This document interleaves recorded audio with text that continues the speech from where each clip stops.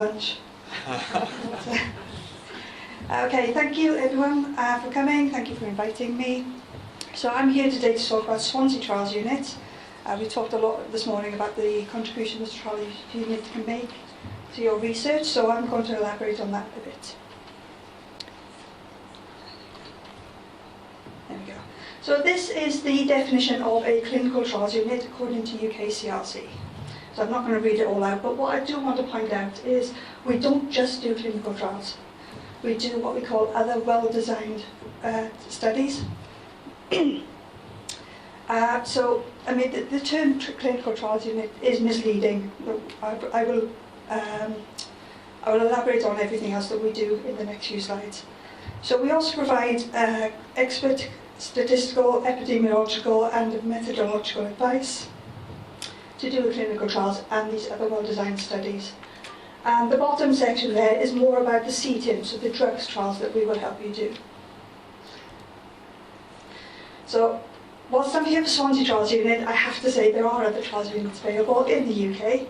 And this website down here is where you will find access to the CTU list in the UK. We've got Swansea, obviously, but we've also got Bangor and Cardiff, if you're interested in a Welsh CTU. Now, I will say, just in terms of COVID, I don't think it matters anymore where the CTU is. You can work anywhere with anyone. Okay, so Swansea Trials Unit, or STU as we like to call ourselves, what do we cover? So we do CTIMs, or drugs trials. We also do surgical trials, device trials, randomised control trials, cohort and observational studies, also put in their case control studies as well. We do qualitative work, we do systematic reviews, and we do proms and prems. So, again, going back to that original slide, we're not just a trials unit. So we're thinking what else we can provide in terms of a service for you. So in terms of what we provide, these are all the jobs, basically, all the members of staff that we may have. So trial management, and obviously I'm going to put my hand up here, I am a trial manager by trade, and I will elaborate on some things I do in terms of that job. We've also got data management and the database support, so we do house databases for you to do your research. We've got statistical support, everyone wants our statisticians. Everyone forgets that the other trial staff exist. We've got qualitative support. We do systematic review support as well. We also support bids. So this is a key thing for us in terms of developing a study that will hopefully come to us and employ some of our staff as well. So it's not just bid support, it's methodological advice, and we also advise on what you should cost in, because it's surprising the number of things you will forget that cost money. I mean, the comment earlier was about light bulbs. Estates costs are huge. I think people forget. We can provide regulatory and governance advice and the proms and prems expertise as well if you're interested in doing the development of a prom or a prem, or maybe you want to do some validation work. Okay, so trial management, I could probably do an hour on this in terms of all the jobs that I do in a day. I've just kept it quite high level, so some of my jobs, typically delegated by the chief investigator, I'm looking at Dean.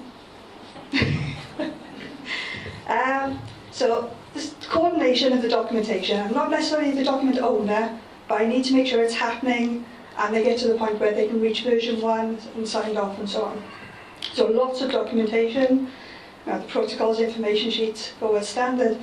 There are lots of plans that we have to be aware of, monitoring plans, data management plans, the statistical analysis plan. We just make sure they're all in place. We also coordinate with the sponsor as well to make sure that they are involved in reviewing these documentation. We submit documents for ethical approval. I don't like IRAs either. And now, in terms of CTIMs, we've got the new combined review system, so I'm navigating my way through that at the moment. It is definitely better than the old paper-based version as well. That's how old I am in terms of research. We do site setup, so we'll do your site initiation visits. We do the training involved, and we would do site management. So there's a lot of work in terms of liaising with the research nurses. And we love our research nurses. They to us are what make or break a study. Because if you don't recruit, you're done, basically. So for me personally, I will do anything I can to make their lives easier.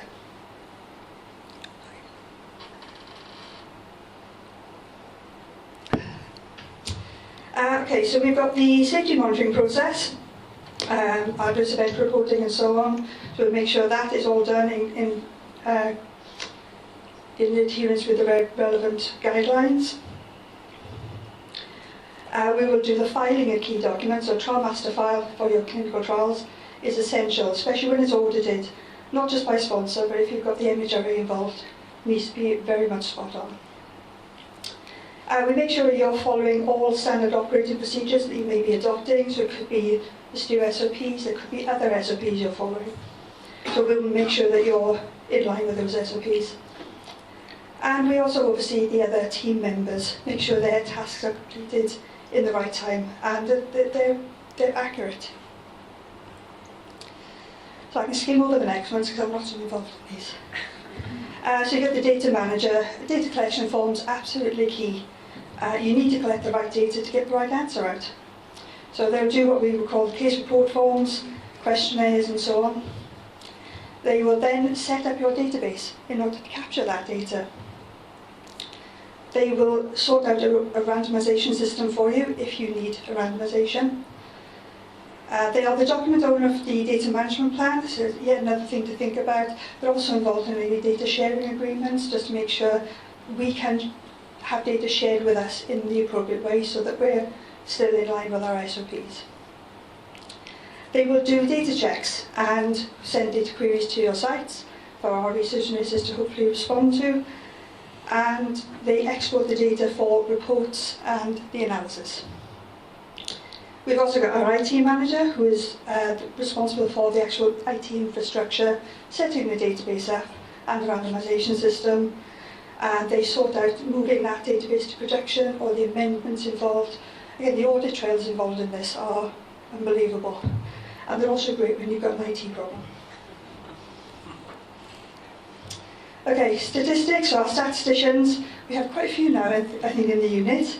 The key involvement is with protocol, the aims of the objectives and the outcomes. They also will get involved with the data collection forms because if you don't collect what they need, they can't do the analysis you want. They own the statistical analysis plan, and they will do reporting to the oversight committees in terms of any independent oversight you may need. They will do the analysis of the data, and if you've got a health economist, they will work with them as well. Okay, qualitative researchers, also in the unit. Again, involved in the protocol from any qualitative elements you may have in terms of your trial design, if you've got mixed method study maybe. They will sort out the development of the qualitative data collection document and processes. So you might have interview schedules or diaries. They are the owner of the qualitative data analysis plan. They will conduct your interviews and focus groups and do the analysis of that qualitative data.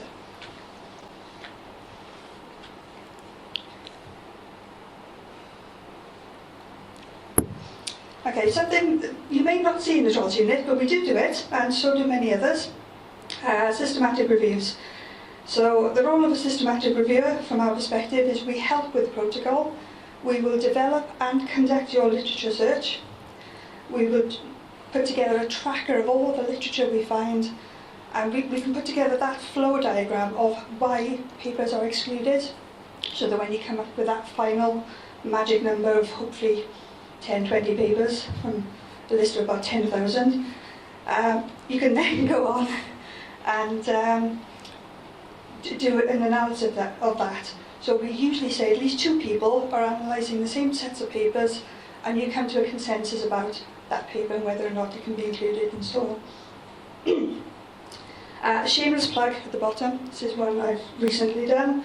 So this is blunt chest trauma, a systematic review. This has just been published. Okay, I feel like I've covered this, well, Julie covered this already, but again, we can't emphasise enough the importance of PPI I mean, Julie is our star. We love Julie. They are really critical in terms of advising on the protocol, because what you do has to fit in with the patient experience. So we don't want to change too much for them, but obviously the research study still has to work. So they look at the aims, the objectives, the outcomes. It's all very well asking somebody for some random piece of data, but maybe they're not comfortable with giving that. They'll advise on bid applications, and especially the lay summaries, and participant information sheets, and so on. I mean, the list is endless, really. We tried to get them involved with as many aspects of the study as possible. Okay.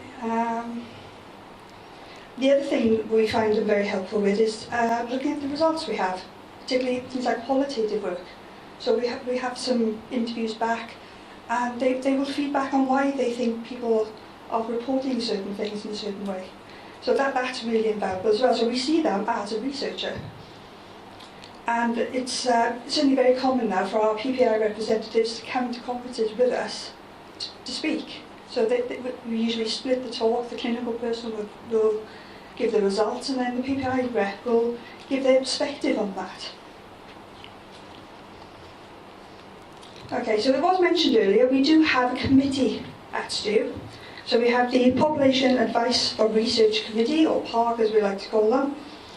So they were set up because we were finding that advertising through the old route of putting an advert out in the newsletter, it would take 2 weeks for that to go out, do the rounds, the deadline would be there, and you're running out of time to get the bid done. So we set up this group who all pre-agreed they wanted to be contacted about bids by STU members of staff. They gave us their emails, so we could make direct contact. A bid would come up, we canvassed the group, and very quickly people would come back and say, oh, I'll do that. Certainly anecdotally, we found that a lot of them who maybe had seen the advert in newsletters going around thought, somebody else is better suited for that, I won't do that.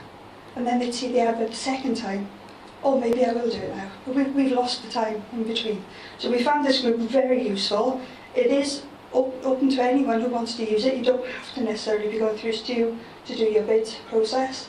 And we also find they let us stay on. Once the bid is funded, they stay on in the trial committees. Right, in terms of bid support, I'm not sure if any of you are aware of the RDCS service. It is a free service to NHS and social care professionals. We have 3 RDCS services, 1 in each CTU in Wales, but unfortunately the funding ends next month. So I think the idea is the CTUs in Wales will find a way to carry on supporting people, but I can only speak for what Swansea will do here. But certainly there will be some form of support to carry this on. So what Swansea will do is pretty much what we've always been doing. Advising on the methodology, telling you what you should be costing in, advising on who should be involved, and so on. What we won't do is training. We won't support ongoing studies. So our classic is, I've got a data set, here's my protocol, can you analyse it for me? So we have to say no to those. We also don't support student projects either. But on the whole, we do pretty much everything else, but just be aware other CTUs may have different models going forward because it's quite resource intensive helping somebody with a bid. Okay, this is what I call the Dean slide. This is the Dean's portfolio at STU over the last, how many years would you say? Yes. Yeah, there we go. So this is everything we've done with Dean, ranging from Sailor was a surgical trial, and the others are, what would you call them, early diagnosis type work, and obviously Moon Dance, which is run by Nikki, but supported by Jodie as well. And just to give you an idea of what else we do, so this is not colorectal cancer research, but it is colorectal research. So we have one surgical trial which is active at the moment called EXPECT. We did support the data management and stats for heart, but we also did construct many years ago now. That was a CTIM of infliximab versus cyclosporin. Enigma was evaluating the modernisation of endoscopy services. That was across England. We've done things like surveys of digestive health, which have been published as well. So they were very big systematic literature reviews.